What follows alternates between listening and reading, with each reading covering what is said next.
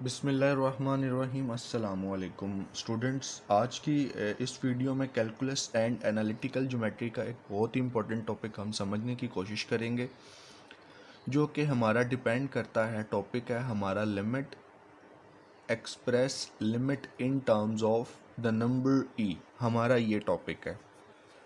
ये टॉपिक बताने से पहले अगर आपको ये थ्योरम समझ में आ गया तो बेसिकली पहले हम कोशिश करेंगे। इसके 3 थ्योरम्स हैं और पहले थ्योरम पे हम जो पॉसिबल क्वेश्चन बनते हैं वो हम इसके साथ सॉल्व कर लेंगे। तो हमारा थ्योरम है कि अगर 1+1/n और होल पावर n है, यहाँ पे जो वैल्यू 1 के डिनोमिनेटर में है, 1 के डिनोमिनेटर में अगर वही पावर है, यानी अगर 1 के डिनोमिनेटर में n है और वही पावर है और वही n अप्रोच कर रहा है पॉजिटिव इन्फिनिटी को, तो ये सारा आंसर जो है वो e के इक्वल आएगा। चलें इसी क्वेश्चन की जो है वो एप्लीकेशन देखते हैं कि इस तरह का क्वेश्चन अब हम सॉल्व करेंगे तो किस तरह से पॉसिबल होगा। अब यहाँ पे आप देखें कि थ्योरम हमें ये कहता है कि limit n approaches to positive infinity. ठीक है, पॉजिटिव इन्फिनिटी 1+1/n, यानी जो वैल्यू 1 के डिनोमिनेटर में है वही वैल्यू पावर होनी चाहिए। 1 के डिनोमिनेटर में तो यहाँ पे सिर्फ n है, तो इसका मतलब है होल पावर भी n होनी चाहिए। तो जिसका मतलब है कि अब हम कुछ इसे थोड़ा सा चेंज करके लिखेंगे। Limit n approaches to positive infinity 1+1/n whole power n multiply by 2, because 2n can be written n multiply by 2. It depend up to you 2 times n। और अब हम ऐसा करेंगे कि इस 2 को हम बना लेंगे होल पावर। तो लिखा जाएगा limit n approaches to positive infinity 1+1/n to the power n, और इस तरह से एक स्क्वायर ब्रैकेट लगाकर ये 2 को आप ऐसे लिख दें, क्योंकि आपको पता है कि इस फॉर्म में भी लिखने से इसका मतलब है n multiply bye 2। n multiply bye 2 का मतलब है 2n, और यही हमारी ओरिजिनल पावर है, बस हमने इसे थोड़ा सा चेंज किया। अब according to the theorem limit n approaches to positive infinity 1+1/n, जो वैल्यू डिनोमिनेटर में है अगर वही पावर है तो इस सारे को रिप्लेस कर देंगे हम e के साथ, और चूंकि इसके ऊपर भी पावर 2 है तो ये 2 उसी तरह से रहेगा। तो हमारा फाइनल आंसर बन जाएगा e⁻²।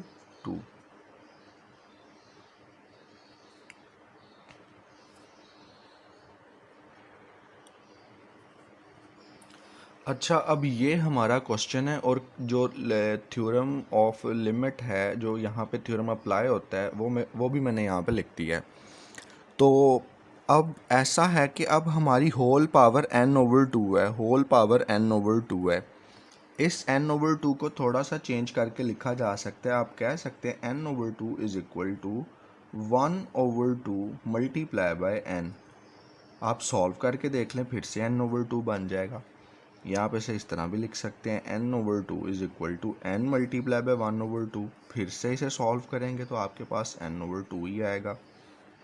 तो बस थोड़ी सी चेंजिंग पावर में करेंगे, इसके अकॉर्डिंग बना के अपना क्वेश्चन सॉल्व कर लेंगे। तो आप पहले लिखें 1+1/n होल पावर। अब चूँकि डिनोमिनेटर में n है और हमें पावर में n चाहिए,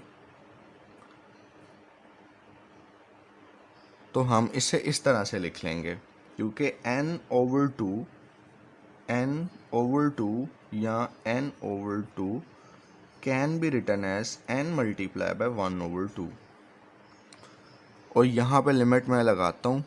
अब आप लिखें 1+1/n होल पावर n, इसी तरह लगा लीजिए स्क्वायर ब्रैकेट, और ये पावर 1/2 लिख लीजिए यहाँ पे, क्योंकि इंडिसेस के एक रूल में आपने ये भी पढ़ा होगा, अगर a⁻2 है और ब्रैकेट है और यहाँ पे लिखा हुआ है 3, तो आप इन दोनों को मल्टीप्लाई करवाते हैं, जो बनता है a⁻2 मल्टीप्लाई बाय 3।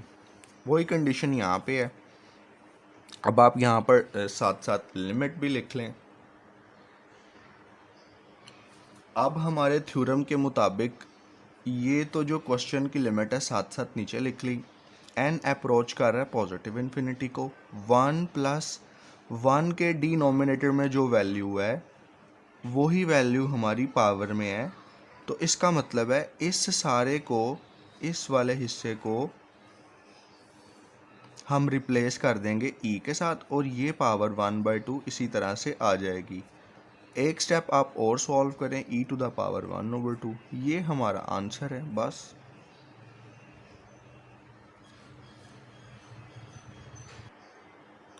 अब ये थोड़ा सा आप कह लीजिए कि टेक्निकल क्वेश्चन आ गया, लेकिन इतना भी टेक्निकल नहीं है। बस छोटी सी आपने एक लॉजिक को याद रखना है, क्योंकि हम जो थ्योरम पढ़ते थे उसमें होता था 1+1/n, और अगर होल पावर n है, चूँकि वेरिएबल n है, तो limit n approaches to positive infinity हो तो आंसर e के इक्वल आता है। अब वो उन्होंने चालाकी ये की है, सारा एक्सप्रेशन वो दे दिया है, बस इस प्लस को चेंज कर दिया माइनस के साथ, इस प्लस को चेंज कर दिया माइनस के साथ। तो अब हम ऐसा करते हैं कि अब हम लिखते हैं 1+-1/n bracket whole power n। Positive into negative is negative, इसका मतलब है ये एक्सप्रेशन बिल्कुल ठीक है। अब इसके बाद एक स्टेप और करते हैं, 1 पॉजिटिव, ये जो पॉजिटिव ऊपर ऐसे मैं नीचे अगर लिख लूँ 1/-n, इसी तरह से ब्रैकेट, स्क्वायर ब्रैकेट और होल पावर n बिल्कुल लिखा जा सकता है। ये आपको 9th क्लास की लॉजिक है, जो मैं नहीं समझता कि अब आपको दोबारा बताऊं कि अगर -1/n है तो इसे किस तरह लिखा जाएगा 1/-n के इक्वल। इसके बाद अब एक बात तो यहाँ पे पता चल गई है, ये वाला जो हमारा एक्सप्रेशन है ये इसके साथ तो मैच हो गया है, लेकिन अब आप देखें 1 के डिनोमिनेटर में -n है। तो एक बात का ख्याल रखना है कि जो वैल्यू डिनोमिनेटर में है वही वैल्यू पावर में होनी चाहिए। अगर यहाँ पे -1 है, सॉरी -n है, तो आप फिर ऐसा कीजिए, आप यहाँ पर मल्टीप्लाई करवा लें -1 के साथ और डिवाइड भी करवा लें -1 के साथ। चूँकि ऐसा है कि -1 डिवाइडेड बाई -1 तो 1 होता है और n multiply by 1 is n होता है। तो ऐसा करने से यहाँ पे कोई भी इफ़ेक्ट नहीं आएगा, लेकिन हमें ओवरऑल उसका फ़ायदा ये होगा। अब यहाँ पे चेंजिंग ये हुई है कि n मल्टीप्लाई बाय -1 बन गया -1, तो फिर यहाँ पे बचेगा ओनली डिनोमिनेटर में -1। तो हम बैलेंस करने के लिए नॉर्मली 1 लिख लेंगे यहाँ पे ऊपर। अब आपको पता है कि 1 डिवाइडेड बाय -1 हमारा इक्वल होता है -1 के। तो ये इस तरह लिखकर हमारी जो लिमिट की कंडीशन है वो तो फुलफ़िल हो गई है। लेकिन अब ये 1/-1 एक्स्ट्रा जिसे हमने इक्वल किया है -1 के, और इसे हमने होल पावर में शिफ्ट कर दिया है, और उसी तरह से यहाँ हम लिखेंगे limit n approaches to positive infinity, और इतने हिस्से को तो हम रिप्लेस कर देंगे विद लिमिट, रिप्लेस कर देंगे e के साथ, और उसकी पावर आ जाएगी -1। ये हमारा होगा आंसर।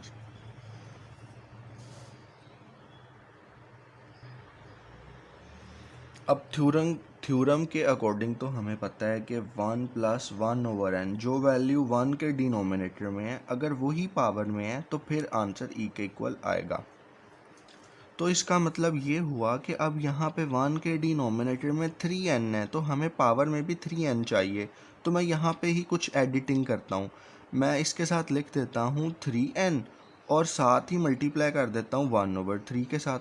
हमारा एक्सप्रेशन भी बैलेंस हो गया और हमारा क्वेश्चन भी हो गया।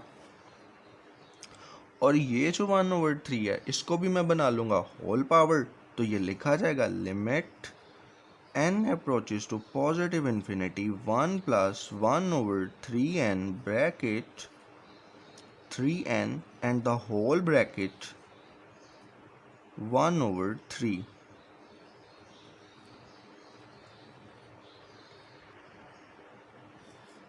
चूँकि हमारी ब्रैकेट यहाँ पे आती है तो यहाँ पे फिर ब्रैकेट लगाने का हमारा तुक नहीं बनता। ओके, अब जो वैल्यू डिनोमिनेटर में है वही होल पावर में है, तो इस सारे को हम रिप्लेस कर देंगे n के साथ, और n के ऊपर क्या पावर आएगी 1/3। एक स्टेप आप और लिख लें तो आपको पता चल जाएगा हमारा answer n to the power 1/3 है। आपको मैं हर क्वेश्चन के ऊपर अलग से जो लिमिट का थ्योरम है मैं वो लिख कर बता रहा हूँ ताकि आप कंफ्यूज ना हो, ठीक है।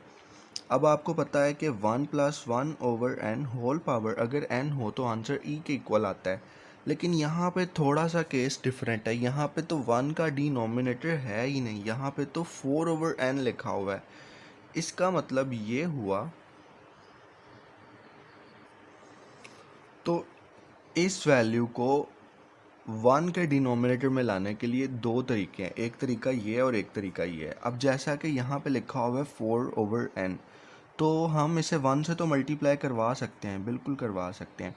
अब हमें पता है कि अगर मल्टीप्लाई को हम टर्न करें डिवाइड में तो इस वैल्यू का रेसिप्रोकल हो जाता है, यानी n अब न्यूमरेटर में और 4 डिनोमिनेटर में आ जाएगा।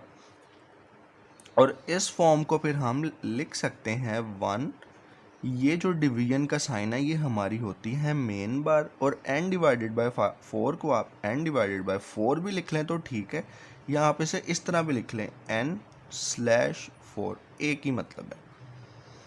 और दूसरा तरीका ये है, अब हमारा एक्सप्रेशन है 4/n, ठीक है। इस मेजर बार को डिवीजन के सिंबल में लिख लिया 4 डिवाइडेड बाय n, हमें इस 4 की जगह 1 चाहिए, तो वो उसी केस में आएगा अगर इस पूरे एक्सप्रेशन को 4 के साथ डिवाइड किया जाए। 4 से डिवाइड कर लिया तो यहाँ पे तो बन गया 1 डिवाइडेड बाय n/4। ये वही फॉर्म है जो यहाँ पे हमारे पास आई थी, इसको आप अपने हिसाब से लिख लीजिएगा। अब हमने ऐसा करना है 1 प्लस, अब मैं 4/n को चेंज करूँगा 1/n divided by 4 whole power n। इसकी लॉजिक मैंने आपको बता दिया है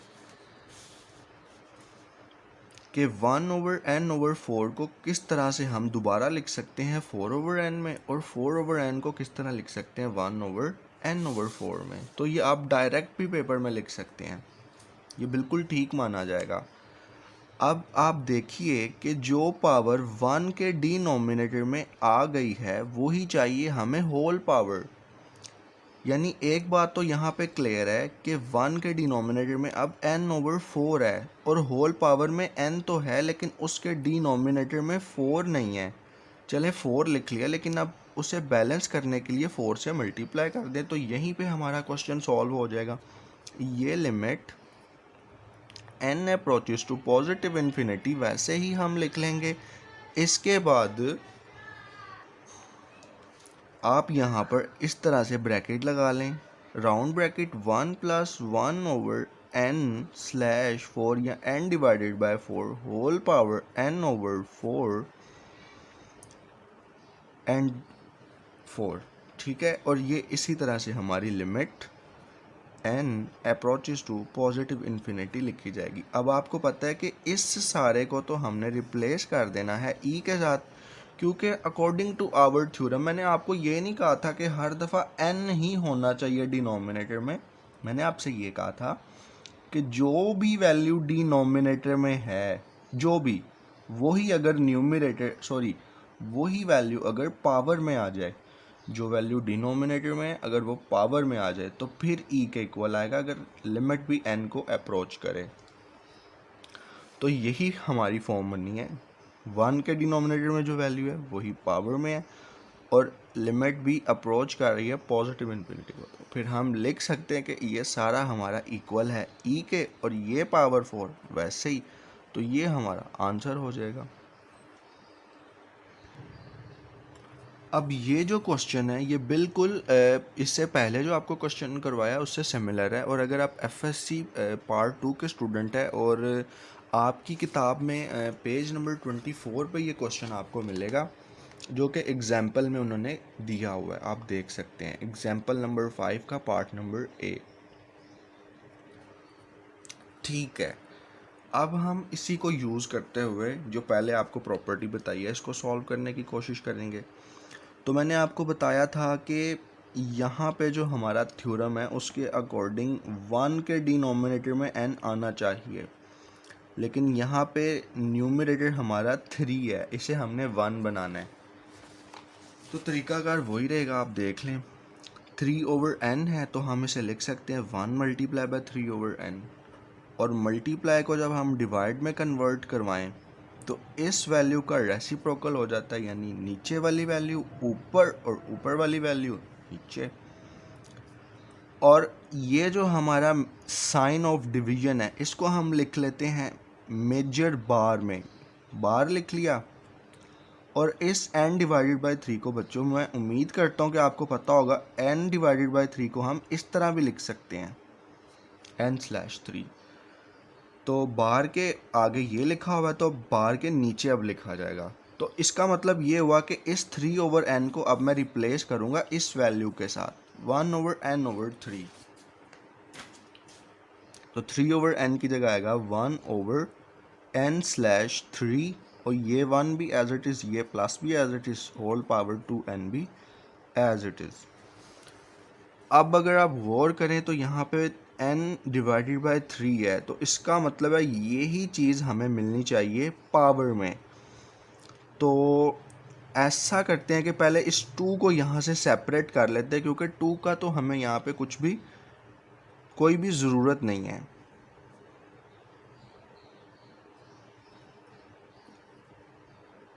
n मल्टीप्लाई बाय मैं 2 लिख लेता हूँ।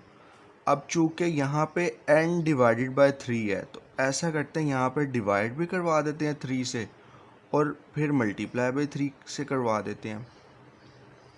देखें ना, ये 3 और ये 3 कैंसिल हो गए, और n मल्टीप्लाई बाय 2 जो है वो इक्वल होता है 2n के।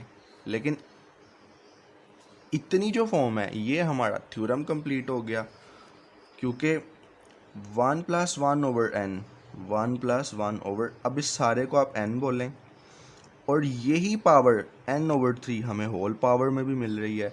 तो इसका मतलब है ये जो हमारी लिमिट है ये e के इक्वल आएगी। तो ये मैं लिख लेता हूँ यहाँ पे, limit n approaches to positive infinity. अब एक काम और करते हैं, बस ये हमारा सेकंड लास्ट स्टेप है, n/3 होल पावर n/3, 2 × 3 हमारे पास होता है 6, और ये ब्रैकेट लगाने के बाद मैं यहाँ पे इस तरह से 6 लिखूँगा, और ये लिमिट भी इसी तरह से। अब आपको पता है कि ये जो सारा है ये तो हमारा थ्योरम सेटिस्फाई हो रहा है, तो हम इसको रिप्लेस करेंगे e के साथ और ऊपर पावर लगा देंगे 6। तो ये हमारा होगा आंसर। अब हमारा सेकंड थ्योरम है स्टूडेंट्स, और इस सेकंड थ्योरम को समझने के बाद हम कोशिश करेंगे जो बाकी क्वेश्चन है इस थ्योरम के साथ हम उन्हें भी इसी वीडियो में सॉल्व कर लें। तो ये थोड़ा सा ज़्यादा डिफरेंट नहीं है, बस इसमें एक छोटी सी बात ये है कि अब हमारी लिमिट अप्रोच कर रही है ज़ीरो को, पहले पॉजिटिव इन्फिनिटी को थी, ठीक है। और अब यहाँ पे ये जो वेरिएबल होगा, कोई भी वेरिएबल अगर x वेरिएबल है तो होल पावर में यही वेरिएबल डिनोमिनेटर में आए, पावर में डिनोमिनेटर में आए, तो तब हमारा आंसर e के इक्वल आएगा। एक और थ्योरम मैं लिखता हूँ, अगर मैं लिखूँ limit h approaches to 0 1 + h और होल पावर 1/h, अगर h हम वेरिएबल यूज़ करेंगे तो यहाँ भी h आएगा, और ये h 1 के डिनोमिनेटर में आएगा, तो फिर भी हमारा आंसर e के इक्वल आएगा, ठीक है। अब हम ऐसा करते हैं, एक एक क्वेश्चन लेते हैं एग्जाम्पल का। अब आपने ये नहीं समझना कि ये मैंने 2 थ्योरम लिखे हैं, ये एक ही थ्योरम है, बस इस केस में आप कह लें वी यूज़ वेरिएबल h, और इस केस में वी यूज़ वेरिएबल x। अब ये हमारा क्वेश्चन है जो आपको पेज नंबर 24 पे मिलेगा, कैलकुलस एंड एनालिटिकल ज्योमेट्री की। तो अब हम देखते हैं कि इसे कैसे सॉल्व करेंगे। अब हमारा थ्योरम ये बताता है कि यहाँ पे जो हमारी वैल्यू है, अगर h है वो ही डिनोमिनेटर में हो तो फिर आंसर e के इक्वल आएगा। बाकी सारी कंडीशंस तो सेम है। इस क्वेश्चन में ये वैल्यू 2h है, तो इसका मतलब है कि यहाँ पे होल पावर 1/h नहीं 2h होना चाहिए, 2h। लेकिन इस तरह से 2h लिखकर ये इम्बैलेंस हो गया, तो बैलेंस करने के लिए मल्टीप्लाई बाय 2 भी कर देते हैं। तो इससे फिर नेक्स्ट स्टेप ये बनेगा, limit h approaches to 0 1 plus 2h whole power 1/2h, और ये आ गया स्क्वायर। और आपको पता है ये तो फिर से थ्योरम है, ये कंडीशन हो तो हमारा आंसर आ जाता है e के इक्वल, और यहाँ पे पावर 2 ऐसे ही आ जाएगी, तो ये हमारा आ जाएगा जी आंसर।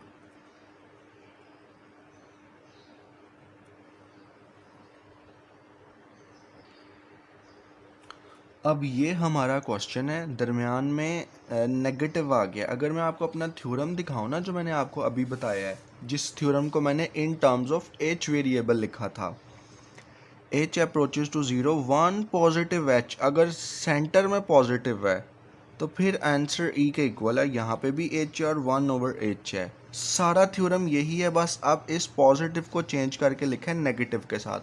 तो अब हम बताएंगे कि हमारा आंसर जो है वो किसके इक्वल आएगा। तो ये अब समझ लें हमारा क्वेश्चन है, इसको हमने एक्सप्रेस करना है इन टर्म्स ऑफ e।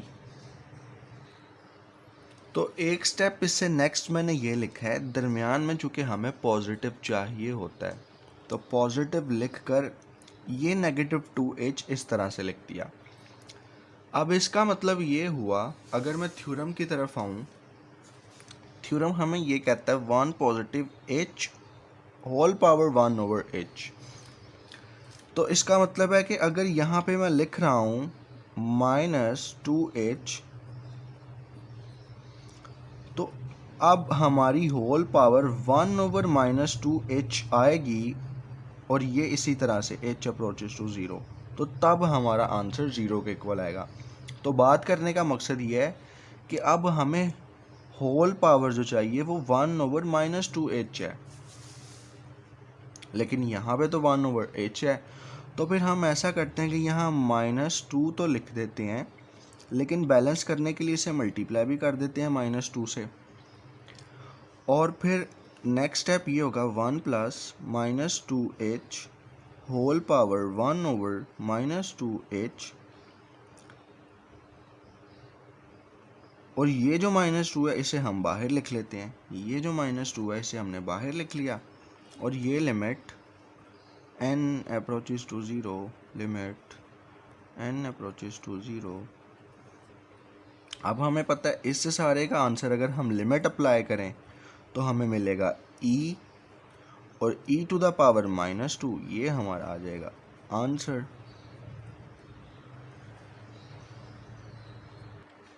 अगर आप अपनी कैलकुलस एंड एनालिटिकल ज्योमेट्री की किताब में आएंगे तो एक्सरसाइज 1.3 क्वेश्चन नंबर 3 का पार्ट नंबर 6 अब हम सॉल्व करेंगे। और यहाँ पे मैं आपको बताना चाहूँगा कि क्वेश्चन नंबर 6 से लेकर क्वेश्चन नंबर 9 तक ये एक ही थ्योरम पर सारे क्वेश्चन सॉल्व होते हैं, जो कि थ्योरम नंबर 2 है, जो कि यहाँ पर भी लिखा हुआ है। और इसमें से ये क्वेश्चन मैंने आपको पहले ही करवा दिया। तो अब हमारे रह गए 1 2 3 4 5 क्वेश्चन रह गए सॉल्व होने वाले।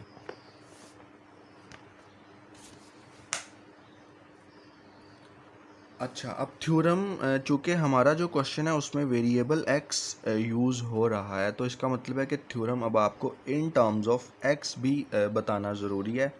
Limit x approaches to 0 1 plus x, इसे आप x भी कह लीजिए, लेकिन ज़्यादा बेहतर समझने का अंदाज़ ये कि यहाँ पे जो भी वैल्यू हो वो वैल्यू 1 के डिनोमिनेटर में आए, तब हमारा आंसर इक्वल आएगा e के। ठीक है, अब यहाँ पे हमारी वैल्यू आ रही है 3x।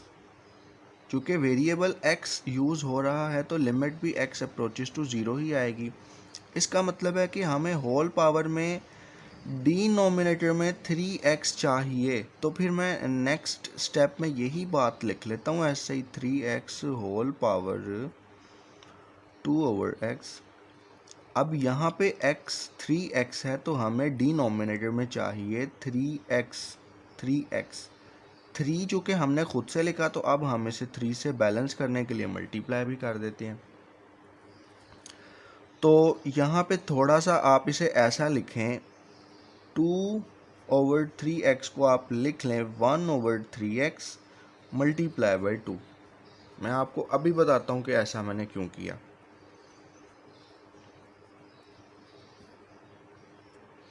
1/3x multiply by 2 multiply by 3।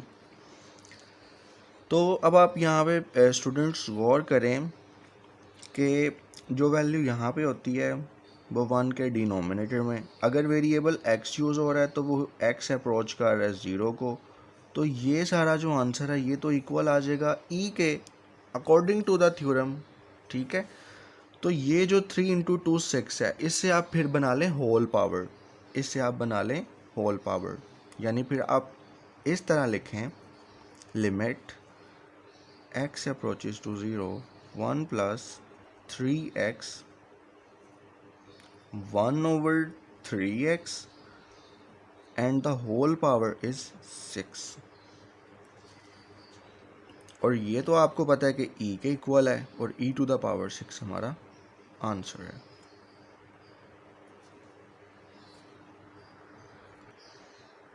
Question number 4 है, चूँकि मैं एक अपनी तरतीब से चल रहा हूँ तो मैं इसको क्वेश्चन नंबर 4 का नाम दे रहा हूँ। अगर आप किताब के फ़्लो से बात करें तो ये क्वेश्चन नंबर 3 का पार्ट नंबर 7 बनता है, पार्ट नंबर 7। तो अब चूँकि जो थ्योरम इसमें यूज़ होना है वो हम थ्योरम नंबर 2 इस्तेमाल कर रहे हैं, तो वो भी मैंने साइड पे लिख दिया। अगर x अप्रोचेस टू 0 और जो भी वैल्यू यहाँ पे हो वो वैल्यू 1 के डिनोमिनेटर में हो, और अगर वेरिएबल x यूज़ हो रहा है तो वो अप्रोच करे 0 को, तो हमारा आंसर e के इक्वल आता है। अब यहाँ पे हमारी वैल्यू है 2x², यही वैल्यू 1 के डिनोमिनेटर में होनी चाहिए।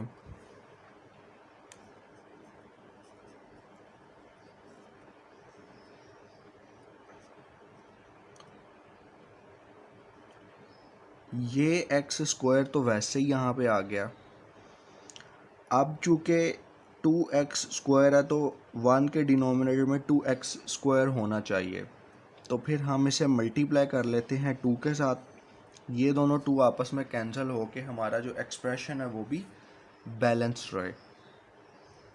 और ये इसी तरह से लिमिट x अप्रोचेस टू 0। अब आपको पता है इतने का आंसर तो e है, e की पावर 2 आ जाएगी और हमारा आंसर आ जाएगा e²। लेकिन इसको आपने एक स्टेप और लिखना है, limit x approaches to 0 1 + 2x² bracket close 1/2x² square bracket whole square. फिर आपने बता देना है e and its power is 2।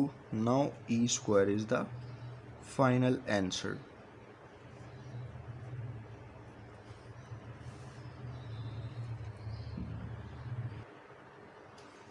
अब ये जो हमारा क्वेश्चन है इस पे हम अप्लाई करेंगे ये वाला theorem, limit x approaches to infinity 1 + 1/x whole power x is equal to e। उसकी रीज़न ये है कि हमारे क्वेश्चन में जो लिमिट है वो अप्रोच कर रही है इन्फिनिटी को, लिमिट अप्रोच कर रही है इन्फिनिटी को, तो पॉसिबल थ्योरम यही बनता है। तो फिर अब हम इसे लिखेंगे। अब चूँकि आप देखें इस एक्सप्रेशन को सॉल्व करें तो ये थोड़ा सा मतलब आप कंफ्यूज हो जाएंगे, आप सॉल्व ही नहीं कर पाएंगे। तो अगर मैं इसे इस तरह से लिख लूँ 1 + x/x और होल पावर -x, क्योंकि इंडिसेस का रूल है, अगर a/b लिखा हुआ है और होल पावर n है तो वो इक्वल होगा b/a होल पावर -n। यानी अगर आप इन दोनों को इंटरचेंज करें तो जो पावर है उसके साथ नेगेटिव आ जाएगा। इन दोनों को इंटरचेंज किया, जो पावर है उसके साथ नेगेटिव आ गया। ऐसा करने से बहुत ज़्यादा फ़ायदा होगा। वो ये होगा कि हम इसको लिख लेंगे 1/x प्लस x/x, और ये होल पावर हमारी -x उसी तरह से आ जाएगी। अब ये 1/x ऐसे ही आ गया, और इसकी जगह ये आ गया हमारा +1 और होल पावर -x। अब अगर आप गौर करें, यहाँ पे आप लिमिट लिख लें, limit x approaches to infinity, और ये सारा इसी तरह से आता जाएगा, limit x approaches to infinity. अब आप गौर करें, ये जो एक्सप्रेशन है ये इस एक्सप्रेशन से मिल गया है, ठीक है। बस थोड़ा सा आप अरेंज कर ले, 1 को पहले लिख लें, 1 + 1/x whole power -x and the limit x approaches to infinity. अब आपको पता है कि 1 के डिनोमिनेटर में अगर x है, पॉजिटिव x है, तो होल पावर में भी पॉजिटिव x होना चाहिए। तो इसका मतलब है कि फिर मैं इसे लिखूँगा 1 + 1/x whole power positive x multiply by -1, क्योंकि आपको पता है x मल्टीप्लाई बाय -1 का आंसर तो -x ही होगा। फिर ये लिमिट उसी तरह से आप यहाँ लिख लेंगे, x अप्रोचेस टू इन्फिनिटी। अब ये लिमिट भी x approaches to infinity 1 + 1/x whole power x, और यहाँ पे आप ब्रैकेट लगा के इस -1 को भेज दें होल पावर में। तो ये जो आंसर है ये सारा इक्वल आ जाएगा, e के इक्वल आ जाएगा, और e की पावर है -1, तो हमारा आ जाएगा आंसर e⁻⁻1। ये सारा जो एक्सप्रेशन है ये आ जाएगा e के इक्वल, और ये -1 उसी तरह रहेगी पावर में। तो हमारा फाइनल आंसर ये बनेगा। और अगर आप और सॉल्व करना चाहें तो